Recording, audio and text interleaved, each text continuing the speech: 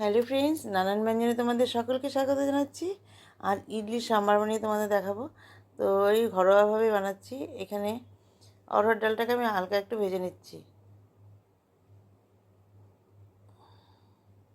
তো হালকা একটু ভেজে নিয়ে এটা জলের মধ্যে ভিজিয়ে রাখবো কিছুক্ষণ, ততক্ষণ এটা নরম হয়ে যাবে।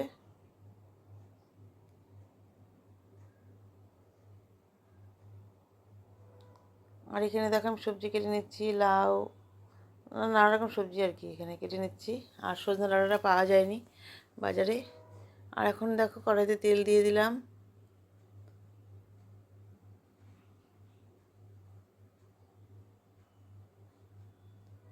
তেল দিয়ে নিয়ে এখন এর মধ্যে শুকনো লঙ্কা ফোড়ন দিয়ে দিলাম। শুকনো লঙ্কাটা ফোড়ন দিয়ে এখানে তেজপাতাটা দিয়ে দিলাম। তেজপাতা দিয়ে এখন এর মধ্যে পাঁচফোড়ন দিয়ে দিলাম। তো পাঁচফোড়নটা দিয়ে এখন এর মধ্যে আদার পেস্ট দিয়ে দিলাম, দিয়ে একটু ভেজে নিচ্ছি। এখন এর মধ্যে টমেটো দিয়ে দিলাম। টমেটো দিয়ে এখন মশলার সাথে ভেজে নিচ্ছি। এখন লবণ দিয়ে দিলাম, হলুদ দিয়ে দিলাম,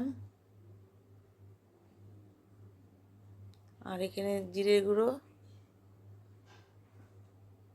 ধনের গুঁড়ো, জিরে গুঁড়ো দিয়ে এখন মশলাটাকে একটু ভেজে নেব।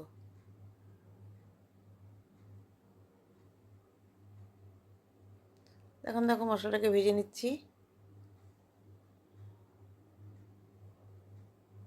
তো সবজিগুলো আমার ধোয়াটা হয়ে গেছে। এখন এর মধ্যে সবজিগুলোকে দিয়ে দিলাম। সবজিগুলোকে দিয়ে এখানে কাঁকরোল, পটল, মূলো, তারপরে হচ্ছে গাজর, ফুলকপি, একটু অল্প কাঁঠালি বিচিও আছে। এরকম সব রকমের সবজি মিলিয়ে নেওয়া হয়েছে। আর লাউটাকে আমি এখানে ডালের মধ্যে সিদ্ধ দিয়েছি, দেবো আর কি। এখন এই মশলাটাকে আমি ভেজে নিচ্ছি সব মশলার সাথে সবজিগুলোকে।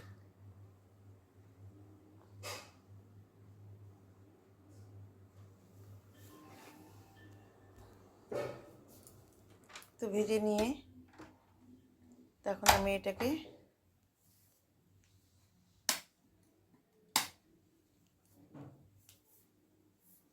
ঢেকে দিলাম।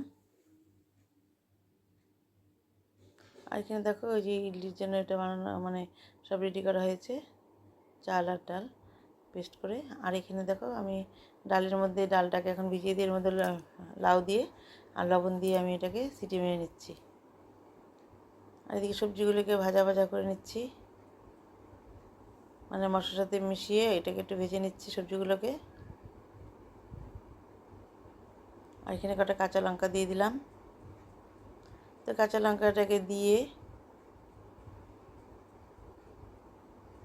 এখন ভালো করে মিশিয়ে নিলাম। আর এদিকে আমার ডালটা সিটি মারছে। তো ডালটা হয়ে গেলে আমি এটার মধ্যে ঢেলে দেবো। দেখো ডালটা হয়ে গেছে। এখন এর মধ্যে সামান্য একটু হলুদ দিয়ে দিলাম। এরকম করে ডালটা হয়ে গেল। এখন আমি ডালটাকে সবজির মধ্যে ঢেলে দেব।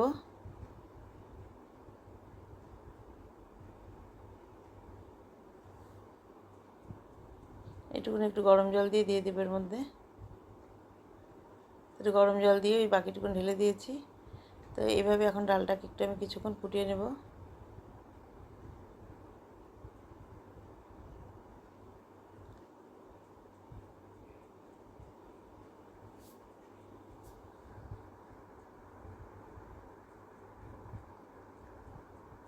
এখন ডালটা গরম হচ্ছে, এখন দেখো ফুটে উঠেছে। আর আমার এখানে তেঁতুলের জল করা আছে, সেটা মানে আর এখানে সম্বর মশলাটা দিয়ে দিব।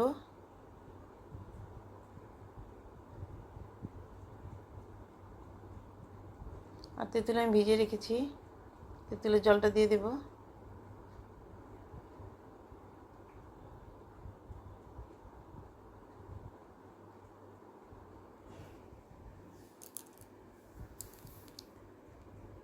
আর এখন উপর থেকে আমি এখানে কারি পাতা দিয়ে দিলাম। তো এই কারি পাতাটা আমার গাছের কারি পাতা।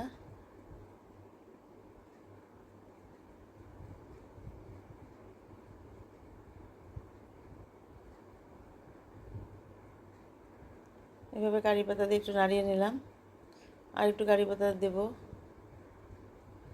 তখন কারি পাতা থেকে ডালটাকে মিশিয়ে নিয়ে আমি আরেকটু কারি পাতা আনতে গেলাম গাছে, কারণ উপর দিয়ে পরে আরেকটু কারি পাতা দিয়ে দেবো।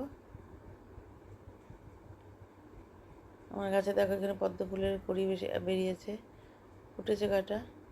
এখন এর মধ্যে কারি পাতা আবার নিয়ে এসে ধুয়ে আবার উপর দিয়ে দিয়ে দিলাম।